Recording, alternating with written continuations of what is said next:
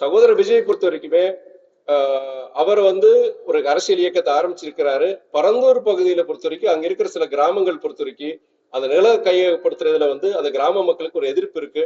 அவங்களோட எதிர்ப்பை கடந்த காலம் சிலவர்கள் தெரிவிச்சிருக்கிறாங்க. அந்த மக்களுடைய கருத்துக்களை கேட்கறதுக்காண்டி ஒரு சகோதரர் விஜய் அந்த இடத்துக்கு போறாரு.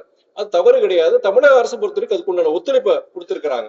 ஒரு நாட்டுல பொறுத்த வரைக்கும் நாட்டிலேயோ ஒரு மாநிலத்திலேயோ ஆளுங்கட்சி எவ்வளவு முக்கியமோ எதிர்கட்சியுடைய பங்களிப்பும் முக்கியம் நான் நினைக்கிறேன். நான் ஒரு டெமோக்ரஸியோட ஜனநாயகத்துல பொறுத்த வரைக்கும் ஒரு ஆளுங்கட்சி இருந்தாலும் அதை எதிர்க்கக்கூடிய ஒரு எதிர்கட்சியில இருந்துதான் உண்மையான ஜனநாயகம் சொல்ல முடியும்.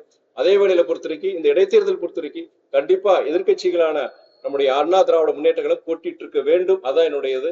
அது அது ஜனநாயகத்து மாத்திரம் கிடையாது, அந்த கட்சிக்கே ஒரு ஒரு பாதிப்பை இதை உருவாக்க நான் நினைக்கிறேன். நான் பட் அது அவங்க இயக்கத்துடைய முடிவு. திமுக அடுத்தபடியா தமிழ்நாட்டுல இருக்கிற ஒரு இயக்கம் மிகப்பெரிய எம்ஜிஆர் கண்டை புரட்சி தலைவர் எம்ஜிஆர் கண்டை இயக்கம் அதிமுக.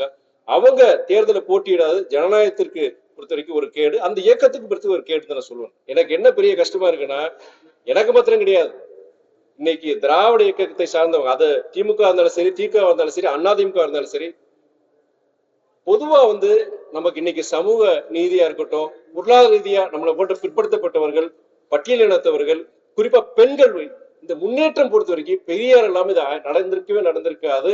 ஆனா இன்னைக்கு இந்த மதவாத சக்தியை பொறுத்த வரைக்கும் பெரியார் மேல ஒரு தொடர்ந்து அவர் மேல அவதூறு சொல்லிட்டு வராங்க.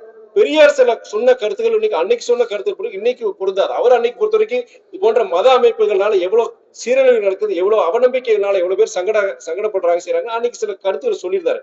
அதை மாத்திரம் கட் அண்ட் பேஸ்ட் மாதிரி பண்ணி இன்னைக்கு அப்படி பெரியார் சொன்னார், இப்படி பெரியார் சொல்லி பெரியாரை கொச்சைப்படுத்தி பெரியார் இல்லாம தமிழ்நாட்டுல முன்னேற்றமே அடைஞ்சிருக்க முடியாது. மதவாத சக்தியை கொச்சைப்படுத்தலாம், தமிழ் தேசியம் பேசுறவங்க கொச்சைப்படுத்த கூடாதுங்கிறது என்னுடைய அன்பான வேண்டுகோள். அண்ணன் சீமானுக்கு சரி, நாம் தமிழர் கட்சிக்கு சரி, அவங்க RSS கார பண்றத, பிஜேபி கார பண்றத, தமிழ் தேசியம் பண்றவங்க தயவுசெய்து நம்ம கூட சண்டை இருக்கலாம், திராவிடம் தமிழ் தேசியம் பேசணும், நம்ம கூட 1000 கருத்து வேறுபாடு இருக்கலாம். ஆனா தயவு கூர்ந்து அந்த மதவாத சக்திகளோடு சேர்ந்து அவங்க சொல்றவங்க நீங்களும் பெரியாரை பத்தி சொல்லக்கூடாது என்னோட அன்பான வேண்டுகோள். செய்திகளை உடனுக்குடனும் துல்லியமாகவும் தெரிந்து கொள்ள சப்ஸ்கிரைப் பண்ணுங்க.